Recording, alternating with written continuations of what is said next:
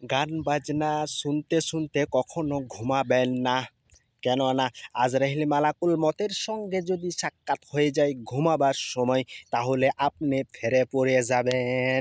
বলা হয়েছে তোমার গান কিন্তু চলতে থাকবে, আজরাইল মালাকুলের মতের সঙ্গে সাক্ষাৎ হয়ে গেল, আপনার জানটা কবজ করে নিয়ে চলে গেল।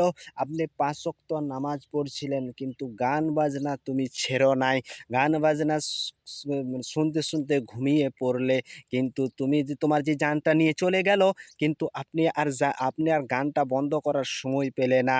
ওই জন্য বলছি, বেঁচে থাকার কালে গান বাজনা মোবাইলে যদি থেকে থাকে তাহলে ডিলিট করে দিও। কেননা আপনি না হলে কবরে শুয়ে থাকবেন, কিন্তু আপনার গান বাজনা কিন্তু দুনিয়াতে রয়ে যাবে, মোবাইল কিন্তু আপনার সাথে দিবে না। বলা হয়েছে দুনিয়ার বুকে যখন মারা যাবেন, আপনার সাথে কিছু দিবে? আপনার একটা প্রিয় জিনিস ছিল, সেই জিনিসটা কি আপনার সাথে দিবে? দিবে না, কখনোই দিবে না। আপনার কাছে টাকা পয়সা যাই থাকবে কেড়ে এবং রেখে দেবে, আপনার ক্ষমতাটুকু থাকবে না যে ওই জিনিস কোটা নিয়ে আমি কবরে শুয়ে থাকবো। এবং যে মোবাইলটা যে আপনার কাছে যে ছিল, যে আপনি মোবাইলটা ছাড়া আপনি ঘুমোইতে পারতেন না, সে মোবাইলটাও সাথে দিবে না। তাহলে কিছু এনেছিলে কি দুনিয়ার বুকে?